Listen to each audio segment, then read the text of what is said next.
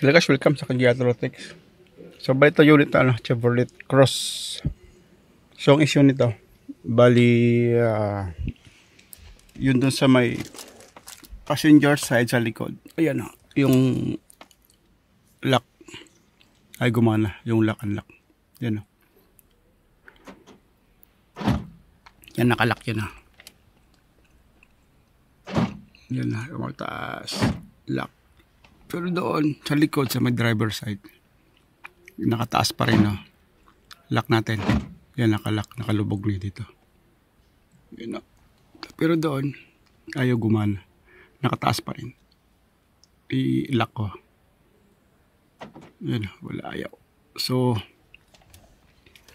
magpapalit tayo ng door lock actuator. Ito yung issue niyan. Kasi pag may time na gumagana, may time na hindi. Pero buksan ko doon sa kabila. Buksan ko doon, tingnan natin kung lumalagitik yung actuator niya. Pero sigurado na ako na actuator may problema niyan. So yan pakinggan natin, i-lock and lock ko sa remote. Yan, bumaba. Gumana siya. Unlock ko. Yan, wala na. Yan, matagal, maganit. Yan, gumagalaw.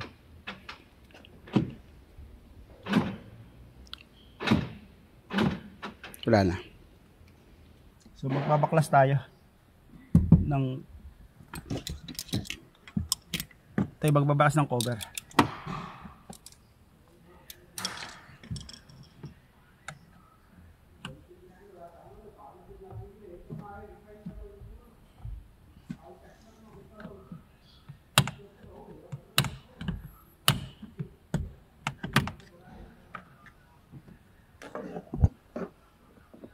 So bali Torex. So bali Torex na T20.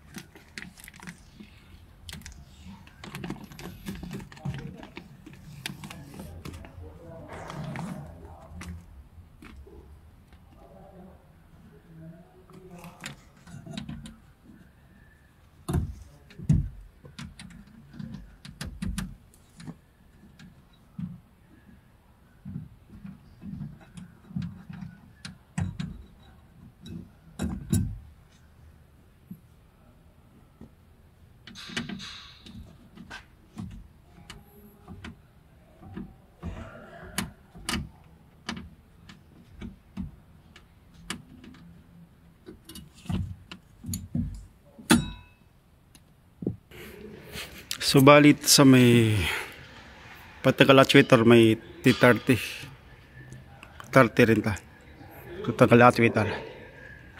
So bali sa loob may lock pa siya,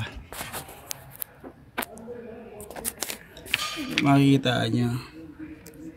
So yung kulay yellow na yan, alisin natin, lock yun.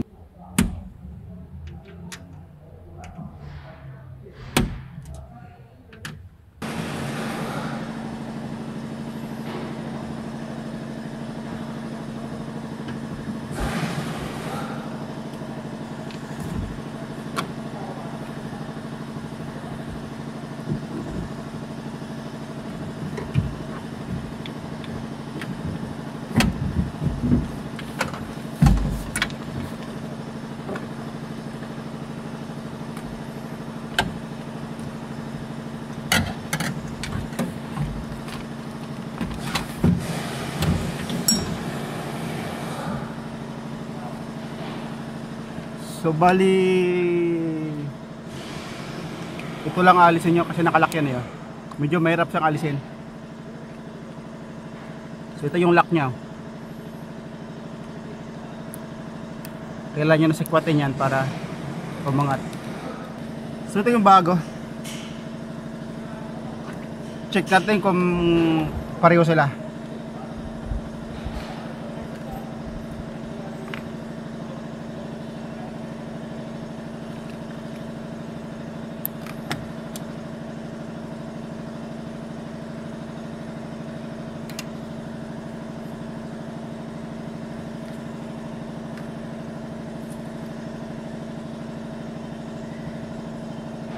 So okay, pareho.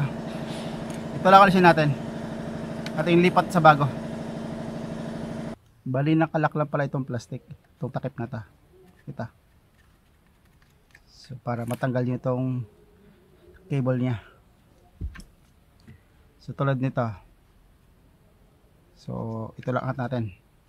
Yan. Tapos ating kabit ta.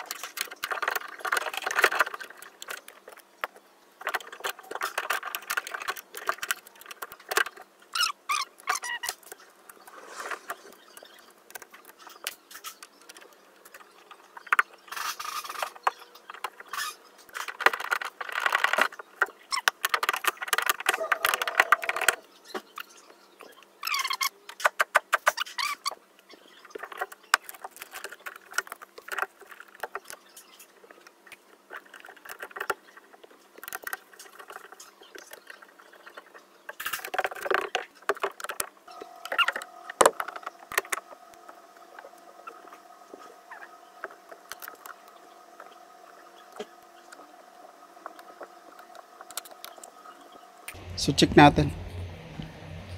Lock, unlock sa remote. Lock. Bumaba. Unlock, tumaas. Lock. Unlock. So okay na.